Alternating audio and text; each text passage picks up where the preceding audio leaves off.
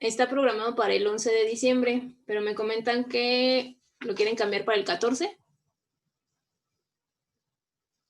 Si es posible, sí, por favor, doctora. Bueno, Por ya favor. se ponen de acuerdo, déjenme lo comento también con el grupo B para ver qué me dicen. Sí, por favor. Y Sí, ya vemos. todo como esté disponible. Ok. Muchas Entonces, gracias, doctora. déjenme ver si se puede cambiar para el 14 de diciembre. Es lunes, ¿verdad? Sí. Bueno, vamos a continuar. Vamos a comenzar con las enfermedades monogénicas, que son los trastornos monogénicos o que tienen trastornos con herencia mendeliana.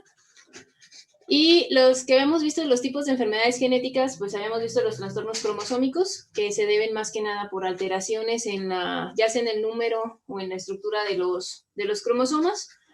Los trastornos monogénicos, que se deben precisamente a la alteración de un único gen. Un único gen es el responsable de la enfermedad. Y los trastornos mitocondriales, que estos caen también dentro de, bueno, son más que nada afectaciones que se dan en el ADN mitocondrial, en los genes que están codificados en ese ADN mitocondrial, ADN que está en las mitocondrias. Y también dentro de las enfermedades genéticas, pues tenemos trastornos que se conocen como multifactoriales. Esas son enfermedades que tienen tanto un componente genético como también un componente ambiental. O sea, están ocasionadas por muchos factores y uno de ellos pues es un componente genético. Entonces vamos a ver los trastornos monogénicos y los trastornos mitocondriales. Los trastornos cromosómicos ya los vimos, fueron las anomalías numéricas, anomalías estructurales que se presentan en los cromosomas. Y ahora nos vamos a enfocar en este tipo de trastornos, los ocasionados por la mutación de un único gen. A esto se les conoce como desórdenes monogénicos y como su nombre lo indica, pues se debe precisamente a la alteración en un solo gen monogénico. Un solo gen es el responsable de la enfermedad. Y bueno, para que estos genes se vean alterados, pues tienen que sufrir una mutación. En el caso de las mutaciones, bueno, la mutación en sí es un cambio que se sufre en la secuencia de ADN. A eso se refiere el término de mutación. Se va a alterar directamente la secuencia de ADN, ya sea que se cambie una base por otra o que haya una pérdida de información, como las que veíamos de las deleciones, pero esas son a nivel del ADN, a nivel de los nucleótidos. Las otras que veíamos eran a nivel de los cromosomas más macro, se podría decir. O que tengamos por ejemplo, un nucleótido de más. Entonces, cualquier alteración que sufra la secuencia de ADN es una mutación. Entonces, las mutaciones pueden afectar tanto a las células somáticas como a las células germinales, que son los gametos, el espermatozoide y los óvulos. En el caso de las células somáticas, si la mutación afecta a las células somáticas, únicamente el individuo se va a ver afectado por esa mutación y no va a pasar a la siguiente generación, puesto que sus células somáticas son las que sufrieron la mutación. Mientras que en el caso de las células germinales, ahí sí, si se sufre la mutación en las células germinales, pues esa mutación sí se va a pasar a la siguiente generación. Entonces, esa es la diferencia.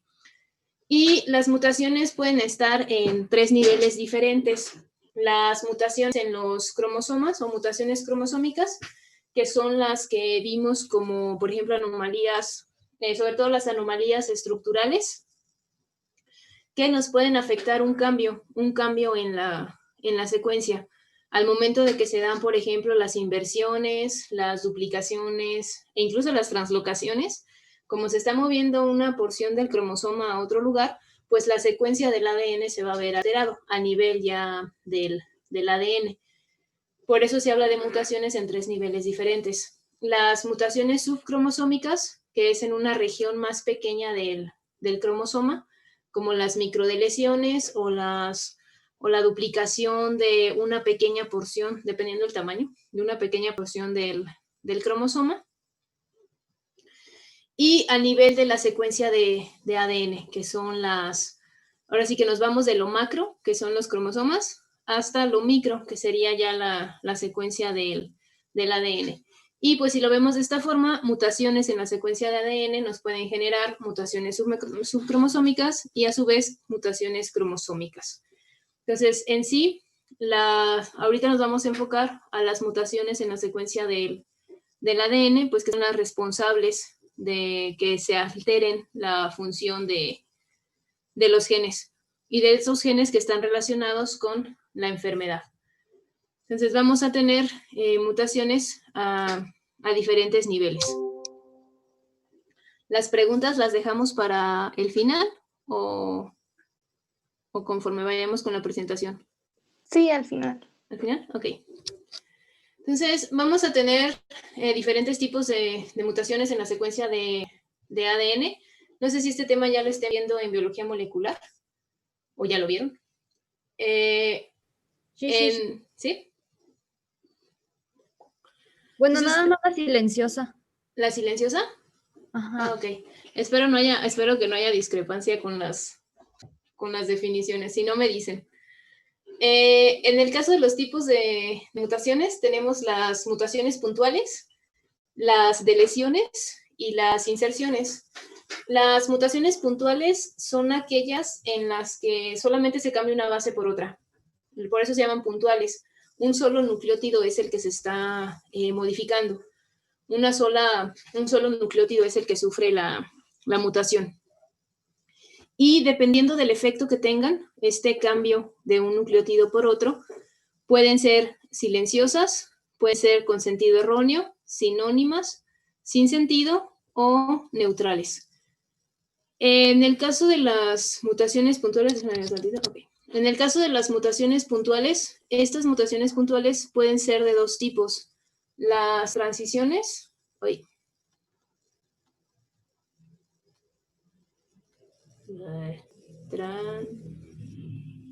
transiciones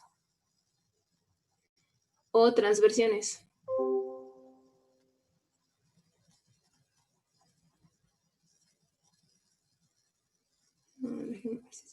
Transiciones y transversiones. Son los dos tipos que pueden ser de mutaciones.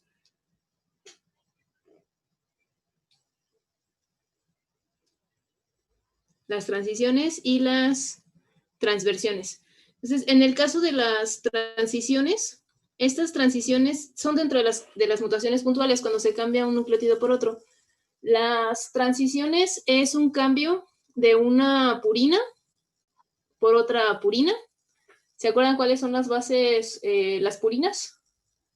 Adenina y guanina. Ajá, adenina y guanina. ¿Y las pirimidinas? Déjenme, les pongo purina para que sea pur. Citosina, uracilo y timina. Ah, ok.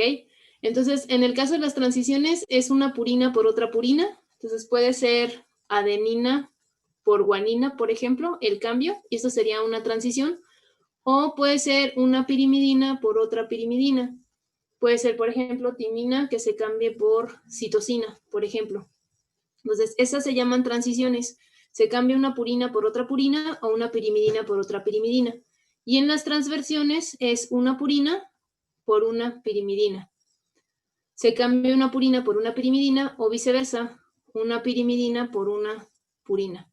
Por eso se llaman transversiones. Se cambia una purina por una pirimidina, por ejemplo, que se cambie adenina, teníamos originalmente adenina, y que la adenina se cambie por citosina, por ejemplo. O que teníamos originalmente guanina y que esa guanina se cambie por una timina. Entonces, a eso se refiere con las puntuales, pueden ser transiciones o transversiones.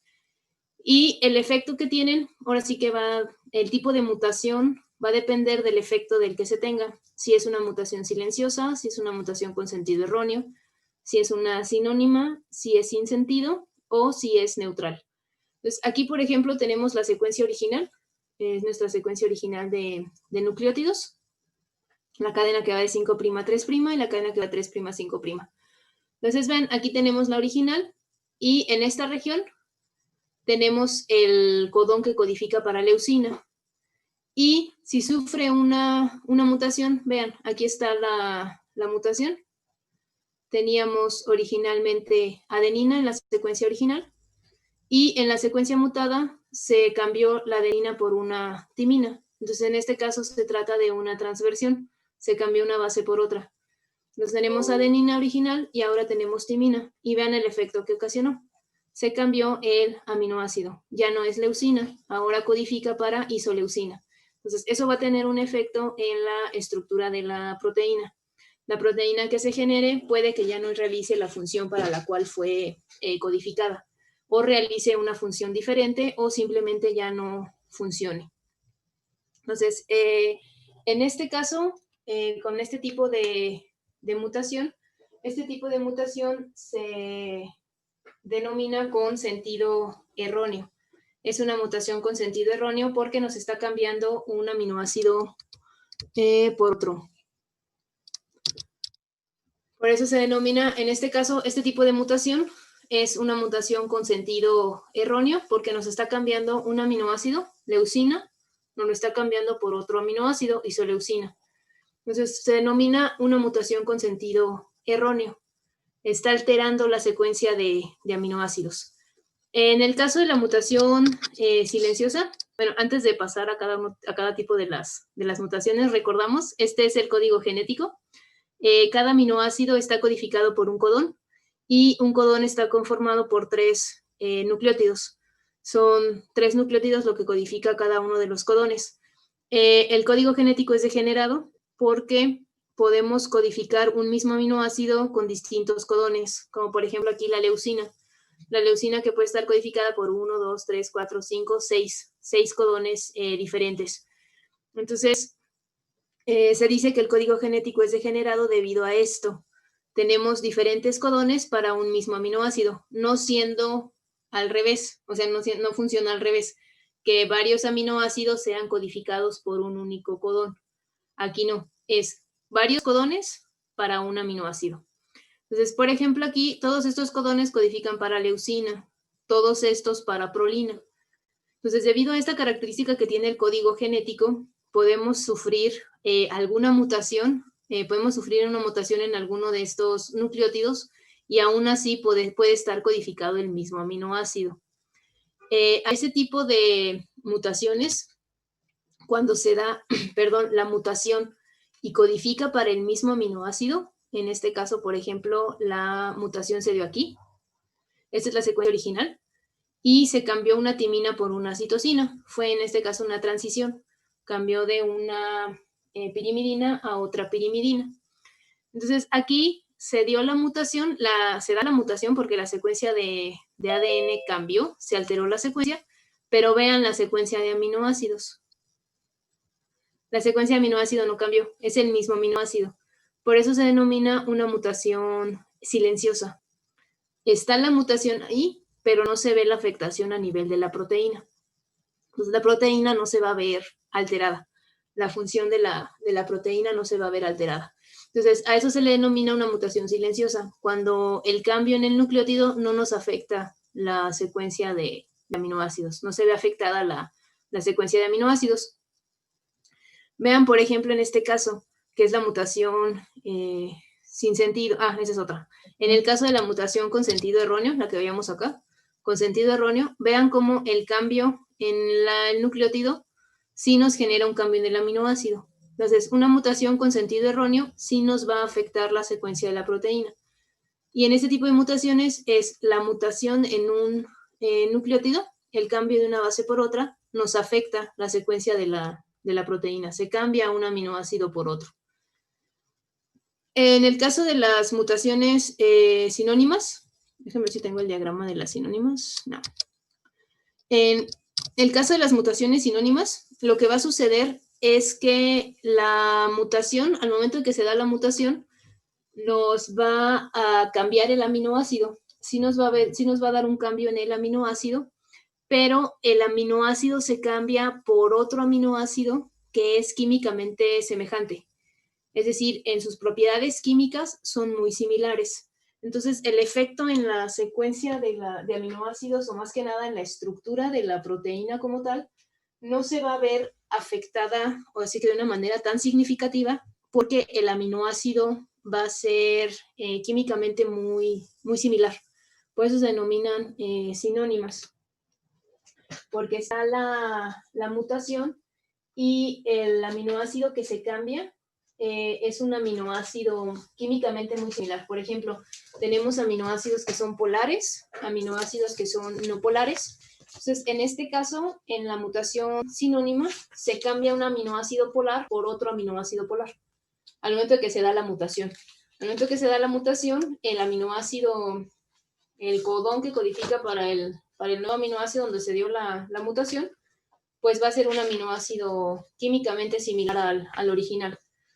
Entonces, por eso se denominan mutaciones sinónimas, porque el aminoácido se cambia por otro aminoácido con una estructura química, o con una estructura y más que nada,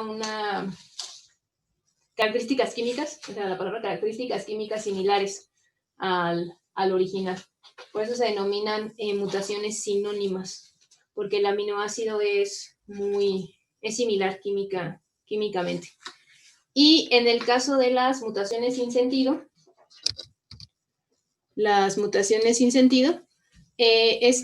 déjenme, antes de continuar, voy a reiniciar la sesión porque queda menos de un minuto y antes de que se corte. En el caso ese es un ejemplo de una mutación con sentido erróneo en el que se cambia un aminoácido por otro. Y ahí la característica es que el aminoácido es completamente diferente. Por ejemplo, un aminoácido polar se cambia por un aminoácido no polar. Y en las mutaciones sinónimas, el aminoácido es químicamente muy similar. Por ejemplo, el ácido glutámico con el ácido aspartico, que son aminoácidos polares. Entonces, si se cambia uno por otro, el efecto que va a tener en la estructura de la proteína no va a ser tan severo. En el caso de las mutaciones sin sentido, estas mutaciones sin sentido se caracterizan porque al momento de que se da el cambio de una base por otra, se genera un codón de paro prematuro. Entonces, quiere decir que al momento de que se sufre la mutación, se nos van a generar cualquiera de estos 3 codones, que son los codones de paro, que le indican al ribosoma que hasta ahí llega la traducción, la generación de la proteína. Entonces, lo que sucede es que al momento de que se da la mutación, se genera este codón de paro y la traducción termina antes. Aquí, en lugar de codificar para leucina, la mutación se dio en este nucleótido, y en lugar de codificar para leucina, se nos genera un codón de paro, el UGA. Entonces, es un codón de paro y la traducción terminaría aquí. Entonces, la proteína está cortada. Si aquí sigue la secuencia, por ejemplo, que tengamos una secuencia mayor de la proteína, pues esta proteína únicamente tendría 4 aminoácidos, en lugar de tener, por ejemplo, 5 o 6 más adelante. Entonces, aquí se detiene la traducción y se nos generarían proteínas más cortas. Incluso puede llegar a perder completamente la función, o la proteína sería una proteína que no va a realizar la función para la cual fue sintetizada. Va a tener otra estructura, otra función, o inclusive puede degradarse. Y eso va a ocasionar pues que la proteína no esté presente. Esa es la mutación sin sentido, cuando se genera un codón de paro prematuro. Y las mutaciones neutrales, estas mutaciones neutrales no nos van a afectar en la secuencia de aminoácidos, son parecidas a las silenciosas. Sin embargo, a diferencia de las silenciosas, las neutrales, estas mutaciones caen en regiones que no codifican, en regiones no codificantes, es decir, en regiones que no van a ser traducidas, en regiones no traducibles. Entonces, a eso se refiere con las mutaciones neutrales. Caen en esas regiones y por lo tanto no nos van a afectar la secuencia de aminoácidos. Sin embargo, bueno, principalmente las neutrales caen dentro de esas regiones no codificantes. Por eso no se aprecia el efecto en la secuencia del aminoácido. En el cambio de las silenciosas caen en la secuencia que se va a traducir, pero no nos cambian el aminoácido. No se afecta la secuencia de la proteína debido a que el aminoácido es el mismo, el codón es para el mismo aminoácido. Sin embargo, en las neutrales no las vamos a ver en la región codificante, la vamos a ver en las regiones que no codifican. Caen ya sea, por ejemplo, en los intrones, en las secuencias de los intrones que no se van a traducir. Entonces, si la mutación cae en esa región, no se va a percibir en el efecto en la proteína, puesto que se va a remover en la secuencia del intrón. O en las secuencias que no, las secuencias intergénicas, por ejemplo, en las secuencias que separan a los genes, también pueden caer estas mutaciones y estas no nos van a afectar en la secuencia de la proteína. Van a caer en esas regiones no codificantes. Esa es la diferencia con respecto a una mutación silenciosa, que la silenciosa sí cae en una región codificante, pero no se afecta a la secuencia de aminoácidos, y la neutral caen en regiones que no codifican, por ejemplo, en las regiones donde tenemos los intrones, por ejemplo, que caigan ahí y al momento de que se remueve el intrón, ya no se va a ver el efecto de la mutación. ¿Alguna pregunta hasta aquí?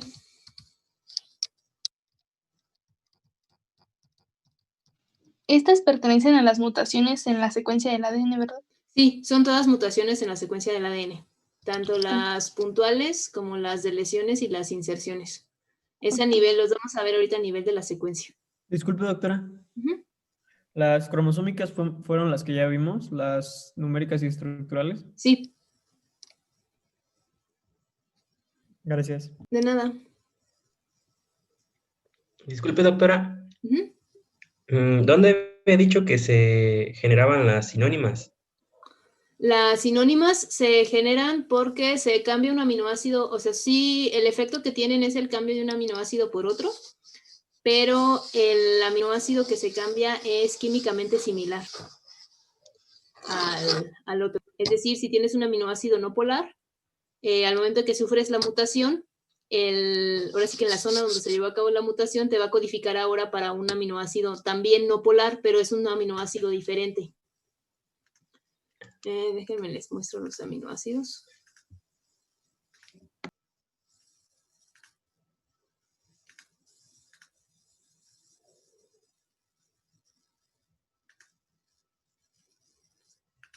Sí.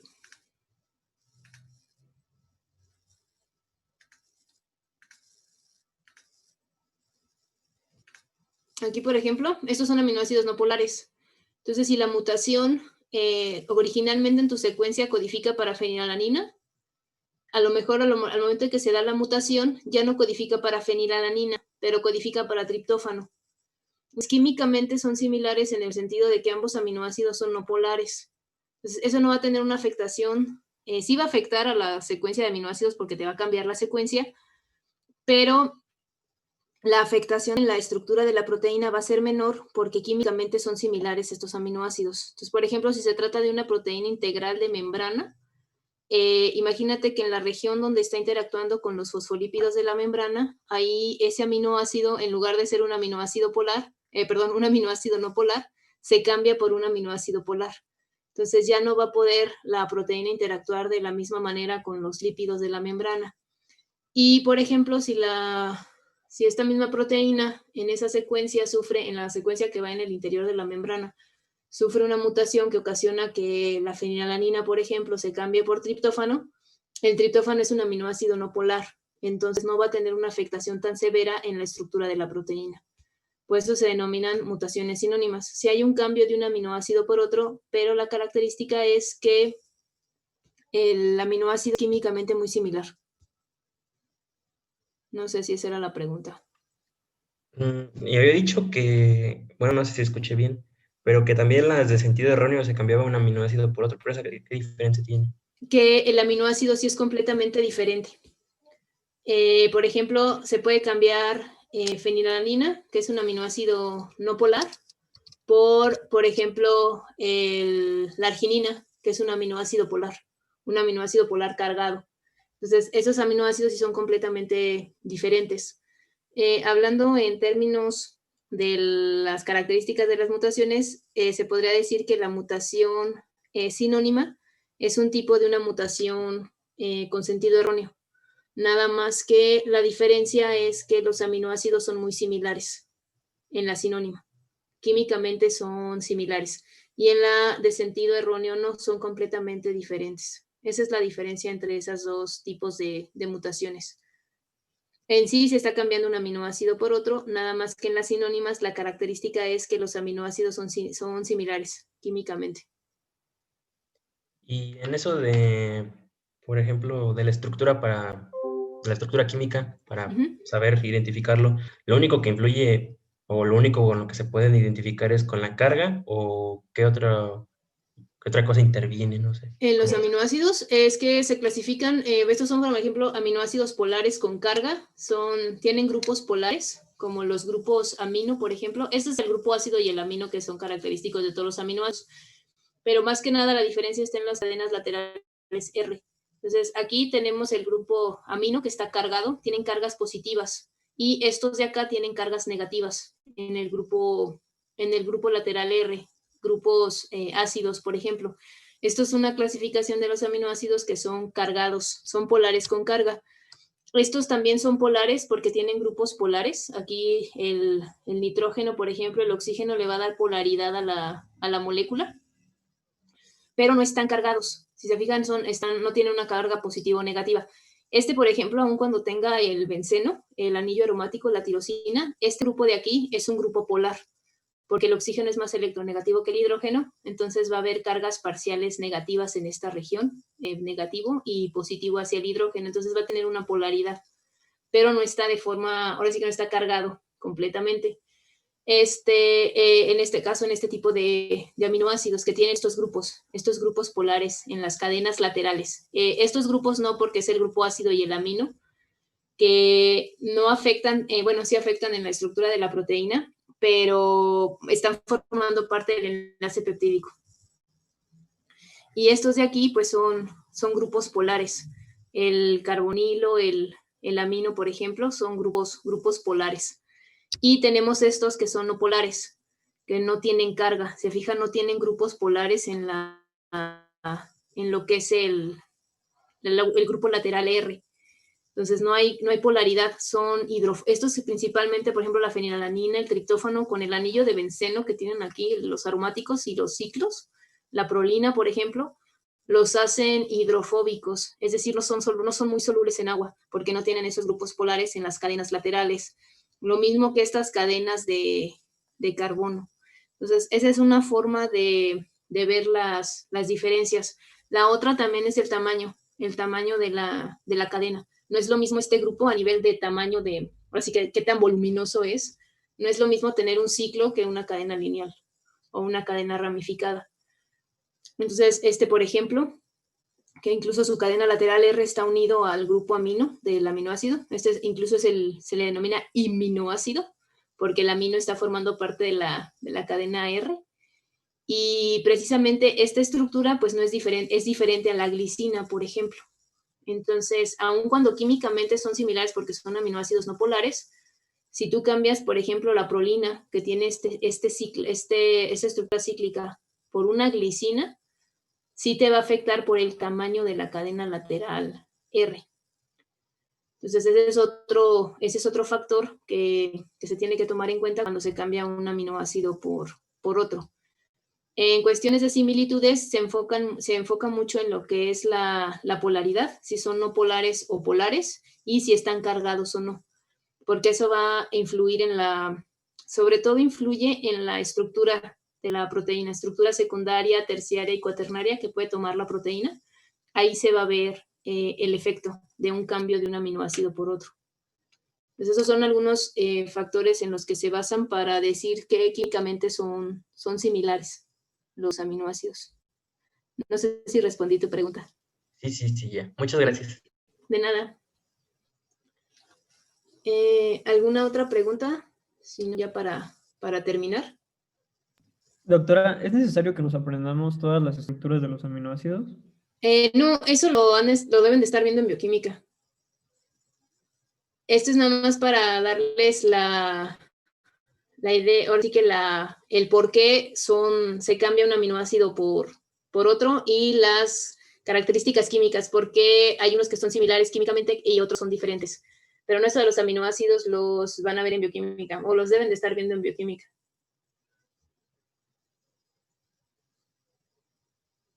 la estructura de los 20 aminoácidos.